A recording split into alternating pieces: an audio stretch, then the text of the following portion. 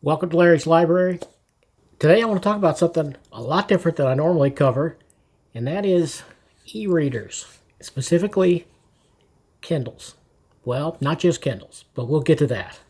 If you've been following the channel very long, you know that I am a book collector, but I'm a reader first. And while my focus on this channel is mostly comic books, graphic novels, collected editions, I also do read some prose, more and more lately, in fact. I'm trying to read more. In fact, I'm always trying to read single issues a little bit till I get through my unread bin over there, which it's getting pretty low, so I'm getting close to finishing that task. And then I'm always reading a graphic novel, and I'm also always reading at least one prose book. Now, since I have a massive amount of comic books, specifically graphic novels and omnibuses to get through, I read those a lot more frequently than I do prose. I do try to read prose at least once a week, typically on Sundays. I will read 30, 40 pages or more of whatever prose I'm working on. And that way, each week I'm making some progress on that as well. And then daily, at night before I go to bed, I'm always reading comic books, basically. Graphic novels at that point. Now, why did I think about a Kindle? Well, here's the thing. I have a kind of a unique work situation. So my wife and I work at the same place, and we work basically the same shift. But there's so many people at this place, it's huge. They actually have staggered shifts within a single shift. So there's like 3 different start times separated by, I think, 15-minute increments. So she goes in 15 minutes before I do. But, of course, we only take one vehicle. It'd be silly not to take one vehicle, right? So we get there for her shift, and then I just have, a good almost 30-minute wait before my shift starts. And I like to spend that time in the car because I spend 10 hours a day in that warehouse. I don't need to spend any more time than necessary in there. That's my thing. Anyway, so I've got a good 20, 30 minutes I could be reading, and I'm thinking, it'd be nice if I could read some prose then, because, I know what you're thinking. Well, why not read comic books then? Because you can have more comics to read than prose. Well, it's true. But sitting in the car, I work in southern Indiana in a valley, so the temperature extremes are monumental. We can go from super cold, like the way it is now, all the way down to muggy, hot, very humid in the summer. So the temperature extremes are wild. I do not want to subject my beautiful hardcovers or any of that to those kind of temperature extremes. No, not going to do that. And I thought about, well, paperbacks, while I love paperbacks, just paperback novels, that is, it's not really ideal to put them through that kind of stress either. And even if I wanted to, I can't see to read in the car at that time of day because our shift starts very, very early, so it's dark. When I go into work, it's almost always dark. So what do? I know I could sit there with a flashlight, but I don't want to do that. I do love flashlights. You guys probably know that, but I'm not going to sit there. I don't want to draw undue attention to myself. So I don't know. What is one to do? So I thought, well, I could read on my phone, but that does induce some eye strain after a while. Reading on your phone, I can do it. I do it in little bits, but 20, 30 minutes of straight reading text on a phone, probably not the greatest thing. So I thought, well, I had a Kindle at one time, years ago. I didn't really, I'll get into why I had a Kindle years ago, but it's strange. But I thought, well, maybe I get a basic Kindle. You can get those for around $100, less, even less sometimes. So, maybe that would work. So I know my daughter, Kristen, she has a Kindle that she likes a lot. And I thought, well, I'll ask her about this because I understand the newer Kindles actually have a backlit screen. I think backlit might be the wrong term. Side lit? I don't know. I guess it doesn't matter for our purpose here, but it has some illumination. And I know that the first and second gens did not, because I had a second gen, I think is what I had. So I'm thinking, well, maybe that would work sitting in the car. I could knock out 15, 20, almost 30 minutes worth of reading every day, 4 days a week. So maybe. So I mentioned to her that I was thinking about it, and she mentioned it to her friend and mine, Mary M. You guys may know Mary M. from many of the OmniDog, OmniBros chats in the chat. She's a commenter, and she's been on with me live before. She's been on with Kristen live. Check out her Instagram, Mary M's Bookstagram. I'll put a link in the description. She mentioned it to her, and Mary was like, hey, tell him I have an older one I can give him if he wants to try it. I'm like, yes.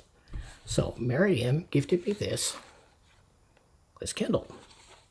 Now, so okay, I'm going to try it. And you know, I'm a physical book guy, so I was thinking, you know, I might hate this, I might like it, I don't know, because you know, when I had a Kindle before, let's get into that a little bit. This is my second Kindle. The first Kindle I ever had was a Gen 2. It's back in 2010, and I got it as an experiment.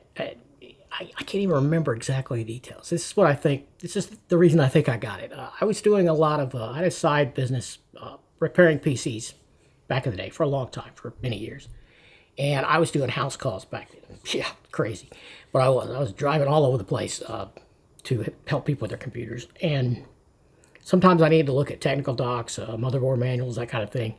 And I didn't have a laptop, didn't want to invest in one at the time, and I didn't have a tablet. And I got it in my head, well, maybe I could send those documents to something this size, and with an inexpensive device like this, and I could consult it there. So I experimented with viewing PDFs on it, and it really didn't work that well for that. I also had an idea that I would put my comic book lists on it. You know, so this was before the really good comic mobile apps were around on smartphones. And so I thought, well, maybe if I put it on a device like this, I can read it. That didn't really work so well either. I ended up, I think I kept it too long to send it back, so I think I sold it on eBay or something. But yeah, this is a pretty primitive device compared to what we have now. Well, anyway, so this one was a gift from Mary M, and I thank her once again for that. This is a Gen 8. This is from probably around 2016. So that's possibly almost 10 years old, maybe 10 years old, depending on when she bought it. And it's held up really well. Of course, she probably takes really good care of her stuff. But yeah, it still works great. So, but then I found out, this was about 2 gens before they added the light. So it wasn't going to work for this scenario. But Kristen's like, well, just get a book light, just any book light, you know.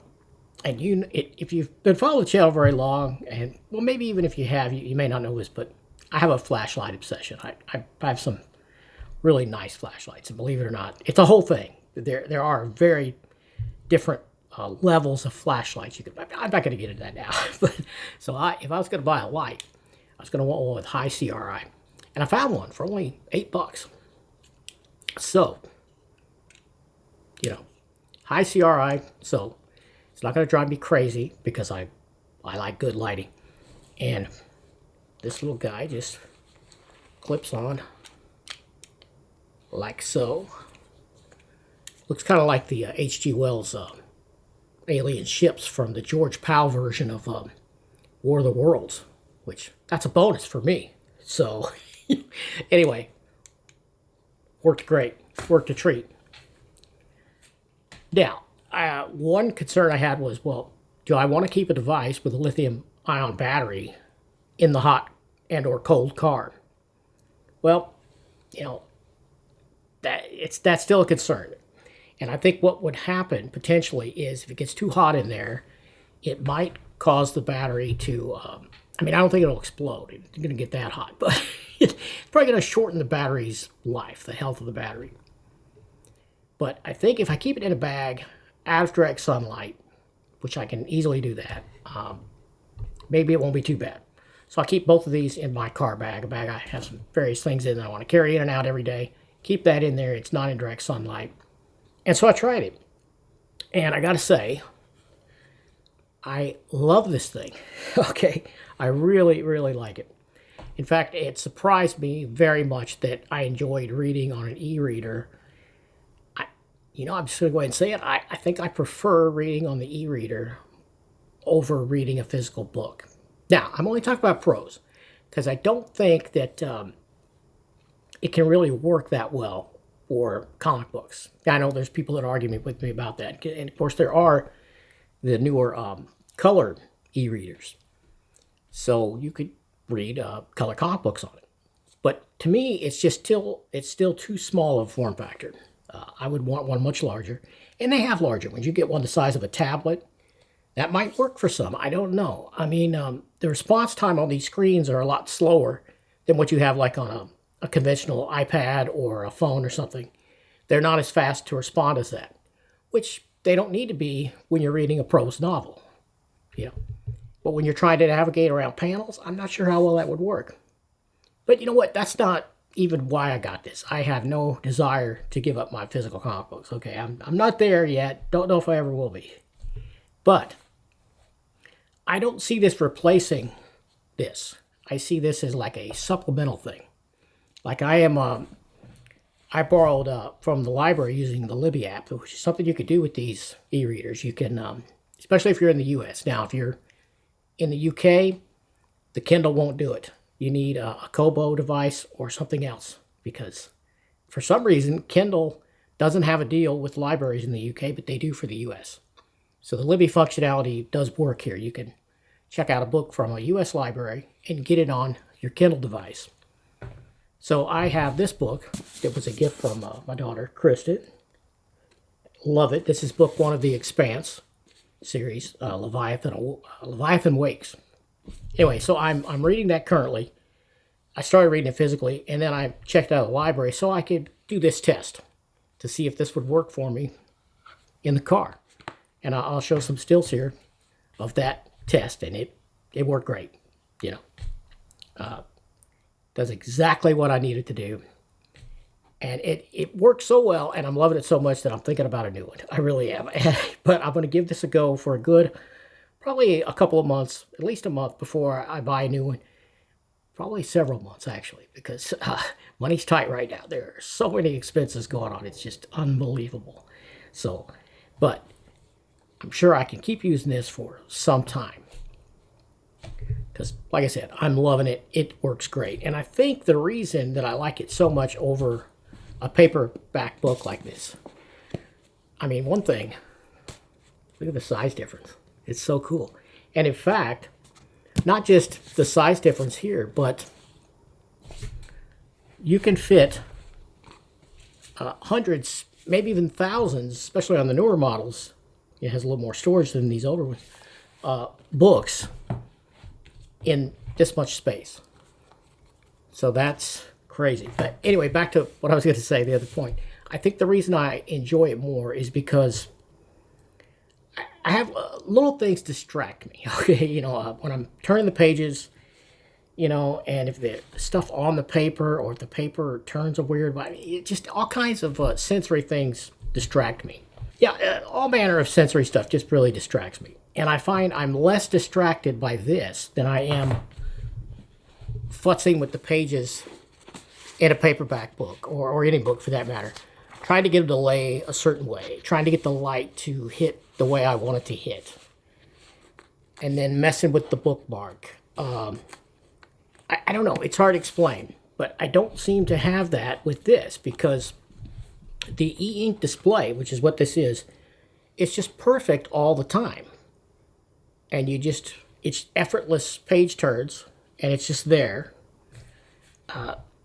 It's quite hard to explain until you experience it, but it's pretty wonderful, I've got to say.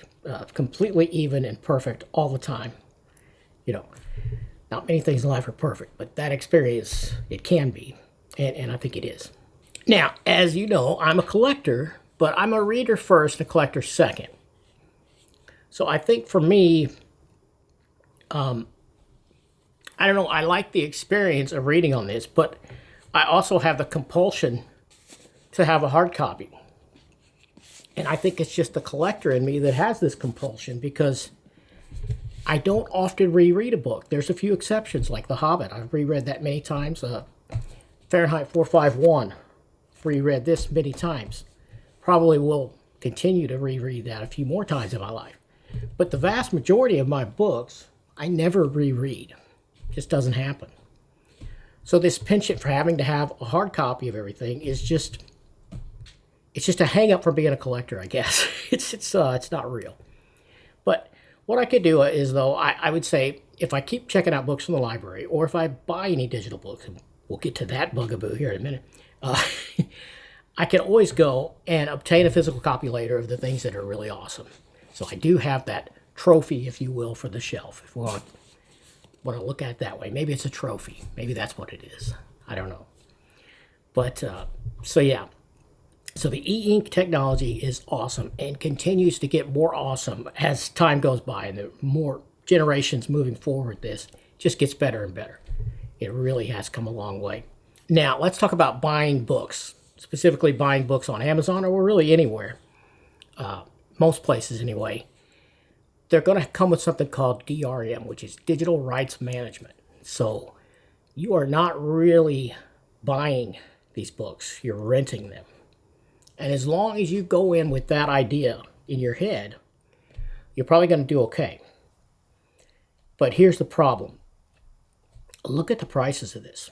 And I pulled 5 examples here, and I'll show you some screenshots. We'll talk about them. Of some books that I like or am considering reading. And I try to choose a variety from different eras to look at the crazy price structure of these. I mean, how much should a digital version of a book cost compared to the physical copy? What would you say? What's your opinion on this? I'm thinking, maybe 50%? Because a lot of the cost of a book, and I want writers and creators to be paid, no doubt. I believe in that, okay? But isn't the paper, isn't the physical printing of the thing, the shipping of it, the physical shipping, the riding on a truck, all of that, isn't that, I'm thinking that's got to be a huge chunk of the cost of a paperback or a hardcover, right? I would think so. So what would you think it should cost? Certainly the digital version should be cheaper. I think we would all agree on that. How much cheaper? I don't know. I think maybe 50%. Well, it's not even close to that. And in fact, from what I'm looking at here, a lot of them are the same cost, sometimes even higher. I mean, let's just look at my examples. A book I was thinking about reading, a popular book by Cory Doctorow called Enshittification. You may have heard of it. You've probably heard of that term by now, because everything is getting enshittified, that's for sure. But Enshittification by Cory Doctorow. The paperback, this is current Amazon pricing, current as of a few days ago at the time of shooting. Paperback is $18.64, which to me is crazy because I'm old, and that just sounds crazy for a paperback, but that's what they cost. But how much is a Kindle copy? $15.99. So I'm saving $2.40 to buy the digital version. And remember, buying is not really buying when it's digital, it's renting. And we'll get more on that later. It's a rental. Look at it that way. I can buy the physical copy for $18.64, or I can rent this digital thing for $15.99. What? Okay, let's get another example. Here's Salem's Lot by Stephen King. Paperback, $7.14. Now, this is heavily discounted. This is not a list. The Kindle copy, $9.99. What? The digital version costs more than the paperback. Why? Why? Leviathan Wakes. This big bastard right here. Very popular, bestseller. Paperback, $8.13. Now this is the trade paperback. This is the bigger size. Paperback is like this, so I'm thinking for $8.13, you're probably not getting this big boy. You're probably getting a smaller one, maybe. The Kindle, $9.99.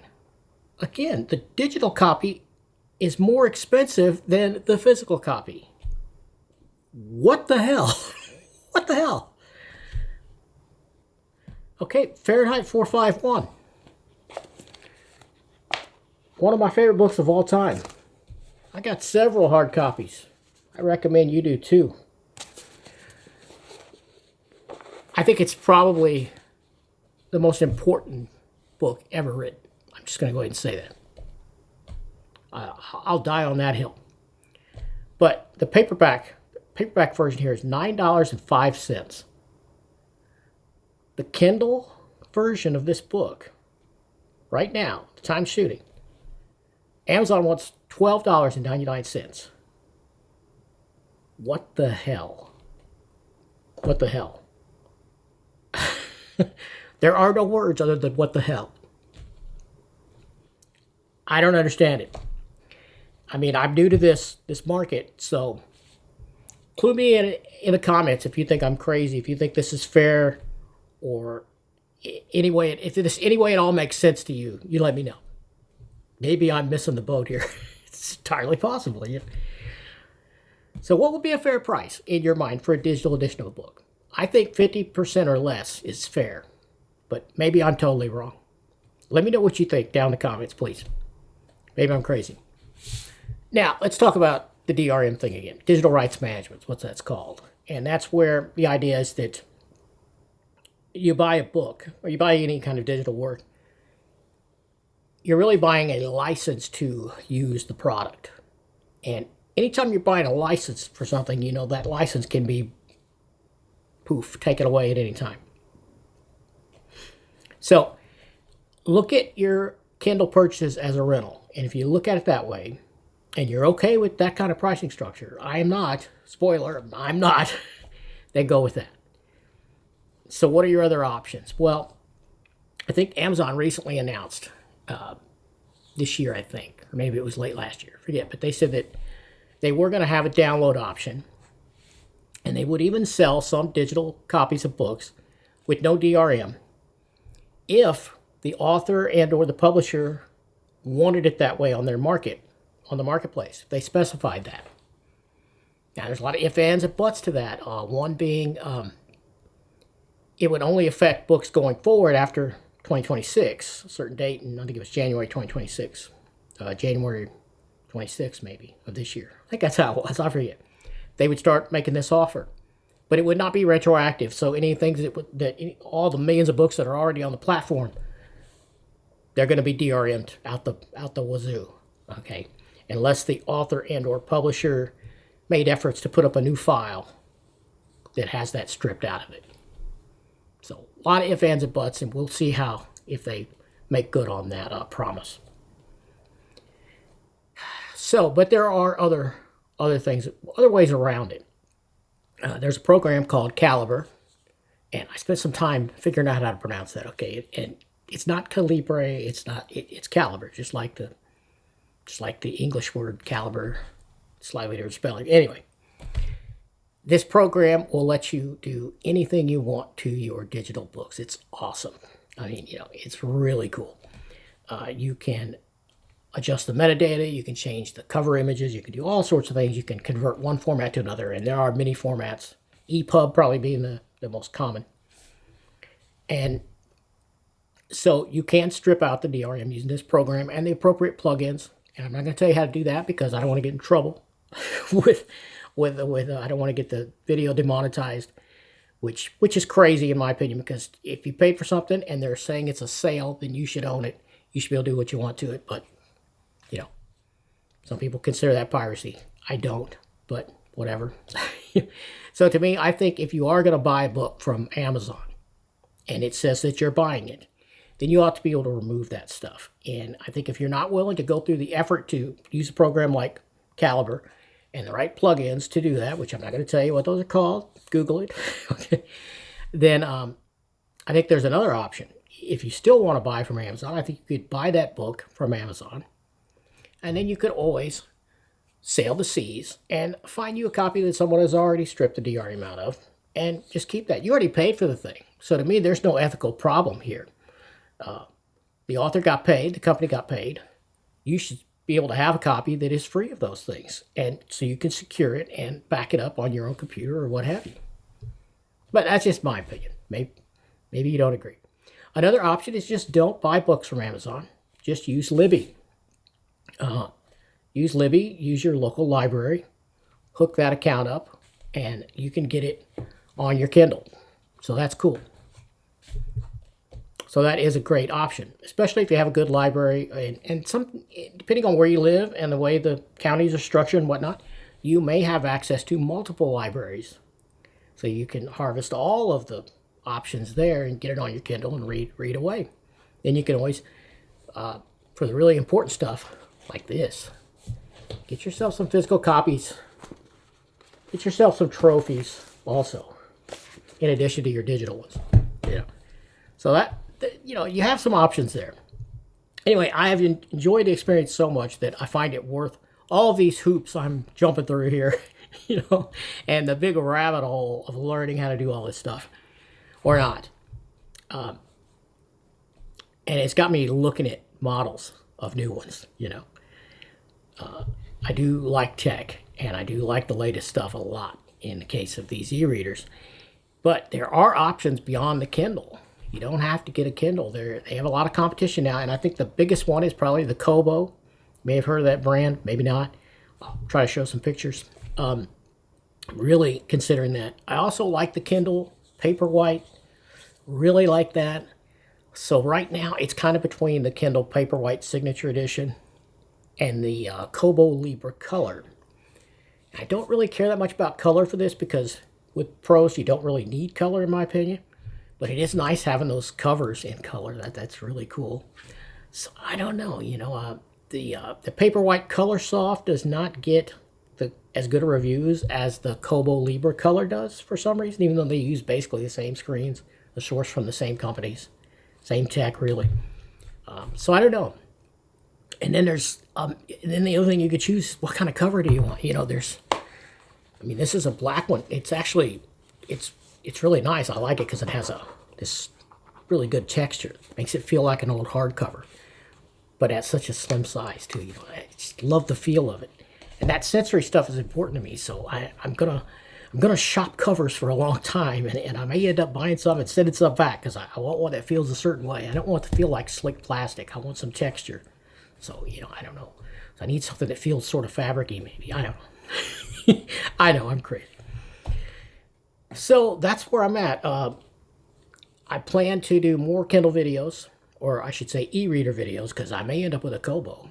I don't know. But I will keep you posted, and let me know if you want to see more content like this, if this is of interest to you.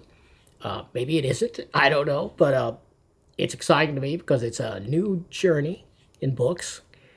I don't think that digital will ever replace my physical copies, but I think that I could read, well, like this. I'm really loving these Expanse series. So maybe I keep this as my trophy physical copy, and then I get digital copies to read via the library or some other means. I don't know. But maybe that's what I do. There's like 8 or 9 of these books. So maybe I don't have to have all 9 on the shelf. Maybe I just have the one representation. And then maybe if I could get these author signatures, I get it on my trophy copy. See, that's an idea. Maybe. I don't know. Let me know what you think about all this, and if you want to see more about my e-reader journey. But hope you like taking a quick look at these. And, well, before I wrap up, I will say that Amazon as a company has done some really shifty stuff. And one thing I just recently learned today is sort of making me lean toward the Kobo even more. I use Goodreads. You guys probably know that from some of my videos. I like it. A lot of people follow me on there, and I enjoy it. The Goodreads functionality is built into the Kindle, even from this older one. As long as I'm signed in, of course, and I'm reading my book, I can hit share, the share tab, and I can update my Kindle, my reading status in Goodreads of this book right from the Kindle. That's really cool. Amazon owns Goodreads, so I'm sure that's why they done it. They didn't do it for my benefit, but if you have a library book, that works. If you have a Kindle purchased book, that works. But if you've sideloaded a book from some other source, and they are free, legit sources, they're not all pirate sites like Project Gutenberg. I'll link that up. There's no one called Planet eBook is another one I found. Has a lot of really cool public domain books in a free format. that you can get on here, and you can sideload it on here legitimately through the Amazon website. That all works great. But if you're reading a book sourced that way, the share to Goodreads doesn't work. There's no menu.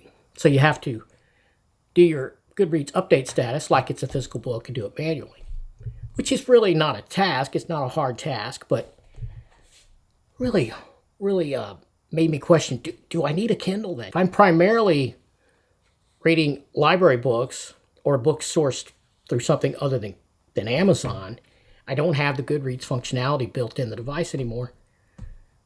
It makes me seriously consider other devices. I mean, the Kobo doesn't have that functionality built in either. But if that's the primary driver, then why am I tied to Amazon? I mean, I'm at odds with Amazon as a company in many ways, even though I support them with my money more than I should. They have done some really shifty stuff over the years, and they continue to, and they don't treat their employees as well as they should, in my opinion. So, I don't know. I'm seriously thinking about Kobo. Another thing I found out about Kobo is the Libby library functionality is built into the Kobo interface. So you don't need the Libby app or the Libby website. And it also works in other countries, not just America, like in the case of Kindle. So if you're in the UK, you can get a Kobo and you can hook it up to your library. So that's pretty cool. And I like the idea of being able to access the library stuff directly from the Kobo. That's an advantage. That makes me think, I'm leaning toward the Kobo now. But, I keep going down that rabbit hole and going back and forth. So, ask me tomorrow and I might be back on the Paperwhite signature bandwagon. I don't know. Let me know what you think about all that. And I hope you like taking a look at these. And I'll catch you next time.